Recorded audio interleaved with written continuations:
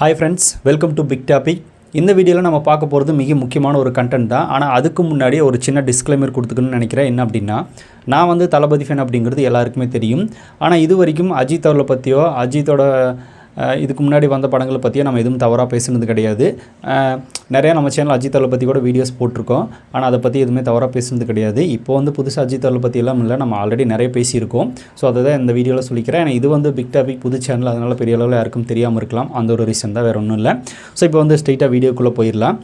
விடாமுயற்சி, இந்த படத்துக்கு விடாமுயற்சி டைட்டில் வச்சாங்க. விடாமல் படத்தை ரிலீஸ் பண்ணுறதுக்கு முயற்சி பண்ணிகிட்டே இருக்காங்க அப்படின்னு தான் சொல்லணும். அந்தளவுக்கு இந்த படத்துக்கு பின்னாடியும் இந்த படத்துக்குள்ளேயும் பார்த்தோன்னா நல்ல சுவாரஸ்யமான சம்பவங்கள் நடந்திருக்கு. அதை பற்றி மகிழ் திருமேனி சொல்லியிருக்காரு. சும்மா சொல்லக்கூடாது, அவர் பேசும்போது அவர் பேசுகிறத நம்ம கேட்டுகிட்டே இருக்கலாம் அப்படின்னு மாதிரி ஒரு ஃபீல் தான் வருது. அந்தளவுக்கு பார்த்தோன்னா நிறைய விஷயங்களை ஷேர் பண்ணியிருக்காரு. ஆனால் இன்னும் தல ரசிகர்களுக்கு பார்த்தோன்னா ஒரு மிகப்பெரிய ஷாக்கிங்காகவும் கொடுக்க போகிறாங்க அப்படிங்கிறதையும் அதில் அவங்க ஷேர் பண்ணியிருக்காங்க. ஸோ அது என்ன அப்படிங்கிறத பார்க்க போகிறோம்.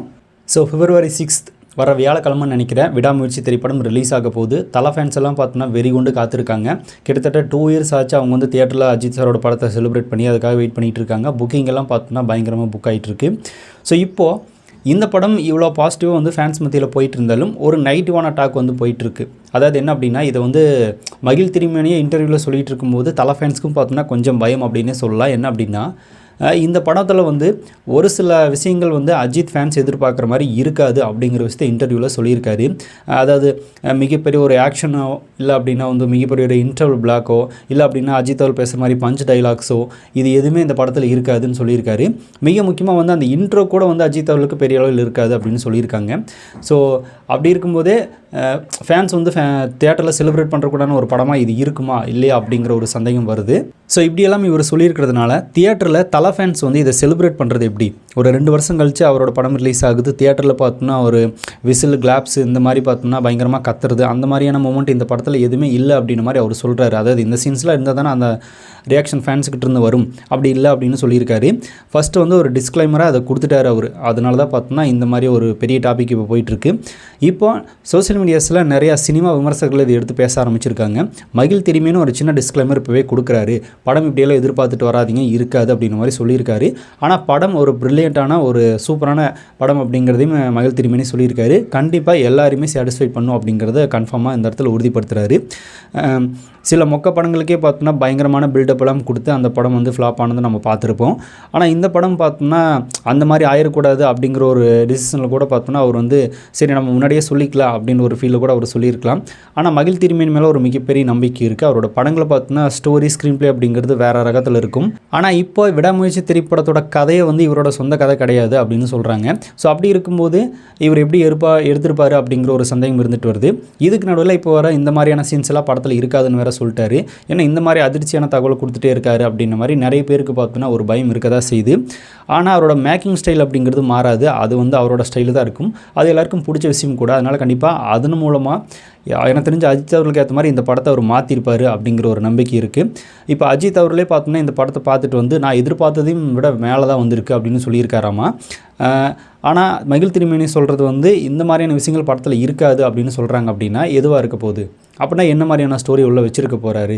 ஃபேன்ஸ் வந்து நம்ம செலிப்ரேட் பண்ணுற வகையில் இல்லை அப்படின்னா ஒரு பெரிய ஹீரோ தல அஜித் அவர்கள் இந்த மாதிரி ஒரு பெரிய ஹீரோ அப்படிங்கிறது தெரியும். ஸோ அப்படிப்பட்ட ஒரு ஹீரோவுக்கு இந்த மாதிரியான சீன்ஸ் இல்லைனா எப்படி அப்படின்னு சொல்லியிருக்காரு. இதுக்கு நடுவில் இந்த இன்டர்வியூ பார்த்துட்டு வலைபேச்சு பிஸ்மி அவர்கள் வேறு ஒரு இன்டர்வியூ உட்காந்துட்டு பேசிட்டு இருந்தார்.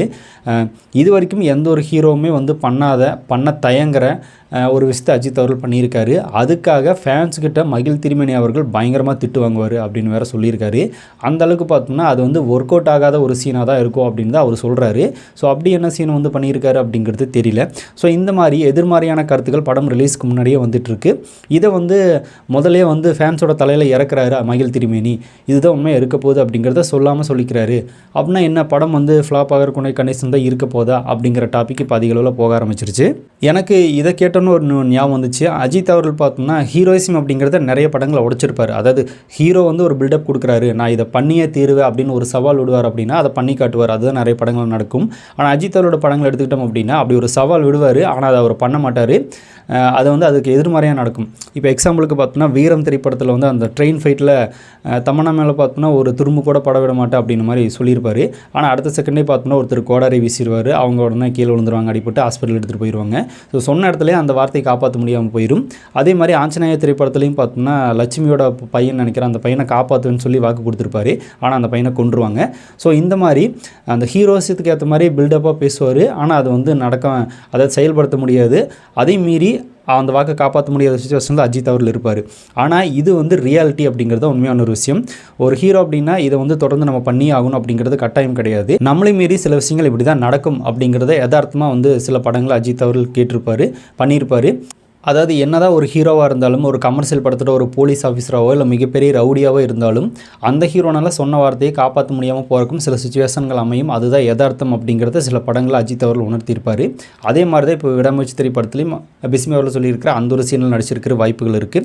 ஸோ அதெல்லாம் பார்த்தோம்னா எனக்கு தெரிஞ்சு ஃபேன்ஸ் மத்தியில் டிசப்பாயின்ட் ஆகாதுன்னு தான் நினைக்கிறேன். ஸோ அஜித் அவர்கள் எப்பவுமே இப்படி பண்ணக்கூடிய நபர் தான் அப்படிங்கிறது தெரியும். இப்போ நேர்கொண்ட பார்வை திரைப்படத்திலும் கூட பார்த்தோன்னா அவர் வந்து ஒரு ஹீரோ மாதிரி தெரிய மாட்டார், ஒரு கேரக்டர் மாதிரி தெரிவார். ஸோ அந்த மாதிரியான படங்களும் பார்த்தோன்னா வெற்றி அடைஞ்சிருக்கு.